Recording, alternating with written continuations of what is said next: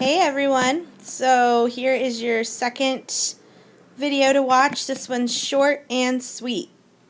Can't go wrong with that, right? So get out your day 2, Unit 4 day 2 notes, and here it is. So, why am I showing you a picture of former President George W. Bush and a chimp? Well, we actually have a lot in common with primates, which would be like a monkey. We actually share a ton of DNA. We share a lot of DNA with other animals too. We share 98% of our DNA with chimps. And when I say share, what I mean is that our proteins, our codons are the same. Like it would look exactly the same if you looked at our genes underneath of a microscope and theirs. It would look almost the same, up to 98.8%. Pretty crazy. We also share 90% of our genes with something disgusting called a cat. Cows, 80%. You can't see it on this video, but even with a fruit fly, you know those like horrible fruit flies? We share 50% of our genes with a fruit fly. Crazy. So there's this thing called the Human Genome Project, and it is something that was made so that, oh good, I can do that, okay. It was something that was made so that all of the base pairs, you know, CGAT, could be categorized so that we could know what all of the genes are. So there's 3 billion base pairs with 30 to 40,000 genes. So the Human Genome Project is something that categorized all those. They looked at all of those. And, you know, it was really important, actually. It's really important research, and it only just happened pretty recently. Like, I think in the 90s, maybe the 80s, which maybe that seems like a long time ago to you, but it was really recent when it comes to science. Also, some of you guys have taken economics class, and you know when something ends with ICS, that could mean study of, or so just like economics, genomics. Sorry. Genomics is the study of genomes. So, how has us knowing all of the different genetics, how has that benefited us? Well, now we're able to do things like genetic screening, and that genetic screening is going to help us figure out, hey, is my baby going to have a disorder? Or maybe you guys have heard about Angelina Jolie, you know, and she found out that she had the BRCA gene, it's called. And that's a gene where the scientists, they can look at that, and if a woman has it, she has a very, very high chance of having breast cancer. So she was able to take corrective action. She had a double mastectomy, which means that she had her breasts surgically removed, and now she has a much lower chance of having cancer one day. So, you know, it's kind of one of those ethical things that you want to think about. You know, if you could cure or prevent a genetic disorder in a loved one, would you?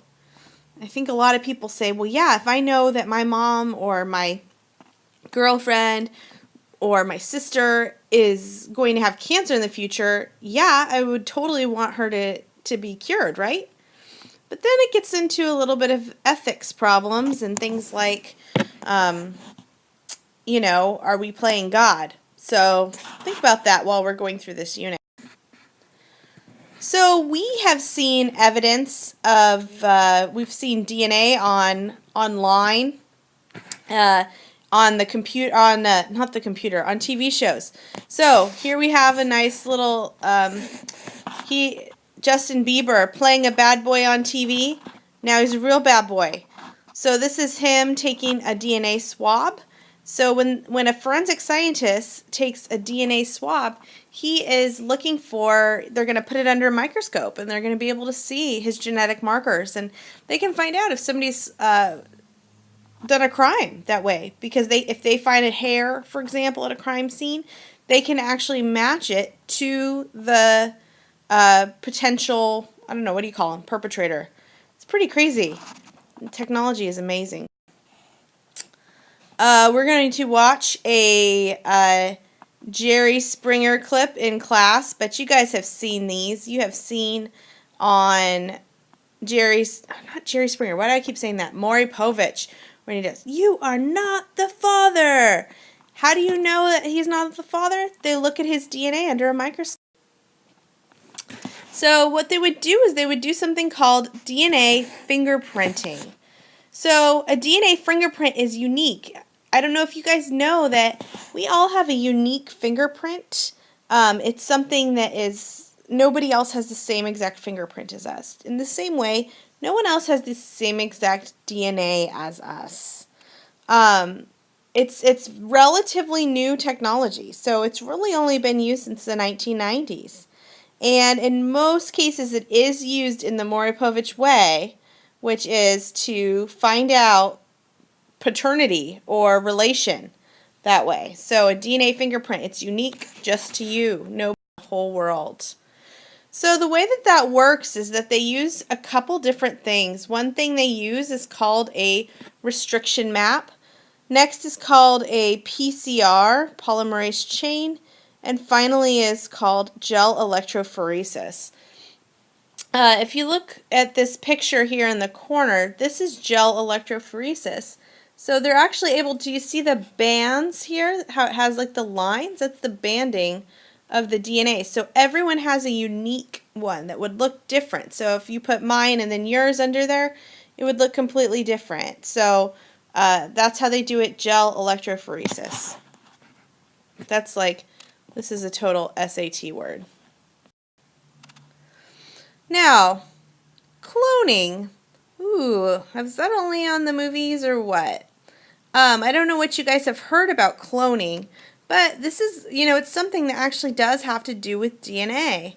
So this nice lady and this nice rich man, they really loved their dog right here. They loved him so much, and he was really special to them. And when he died, they cloned him. This dog did not come out of a mom. It was not the result of a mom and a dad dog getting busy in an alley and then him coming out as a puppy. He was literally made in a petri dish, and the cells grew and grew and grew. Isn't that crazy? Doesn't that seem like a movie or something? It's not. It totally happened. So a clone is a genetically identical copy of an organism. So that is, maybe many of you have heard of the sheep named Dolly. So animals have been cloned pretty successfully. And it's pretty crazy because that means maybe humans could be cloned.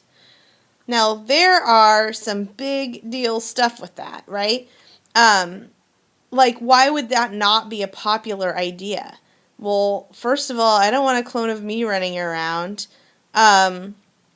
Second, I mean, don't you think that we have personalities? How could our clone have the same personality?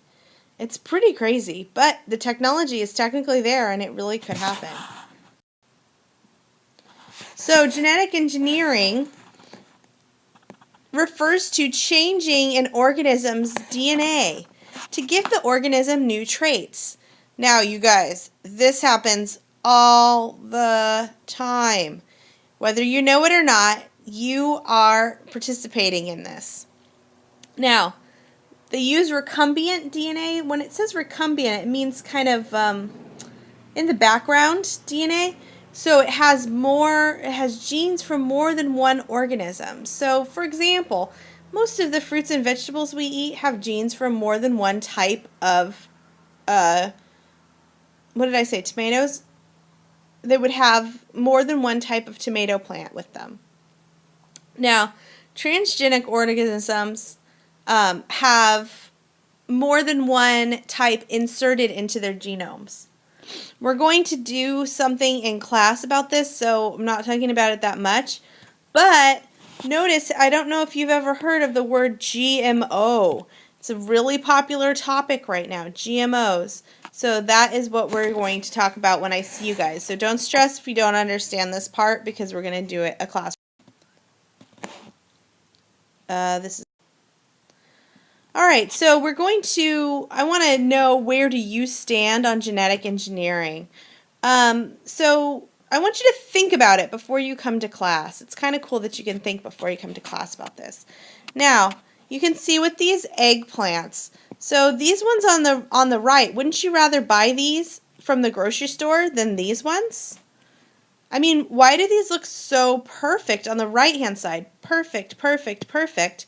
And these ones, like, they kind of look like yucky. Like, I wouldn't pick that one up. Look how it has, like, a dent in it. Gross. So, that is the result of GMOs. We are going to talk about that on Friday. So, your password today, what I want you to do is I want you to send me an email, and I want you to say, and I want you to answer this question. What does GMO stand for? So I want you to answer that question. Don't write this in an email. Answer this question. What does GMO stand for? It stands for genetically modified organism. That should be somewhere in your notes on the previous slide. So that's all for today. I'm really looking forward to seeing you guys on Friday. Make sure that you have all of your notes done, also all of your homework. I need passwords from all of you before class. It cannot be 5 minutes before class. It has to be when you watch the video. Otherwise, you will not be taking your test, and that is Bad News Bears USA. All right. I'm looking forward to seeing you guys. I will see you soon. Bye.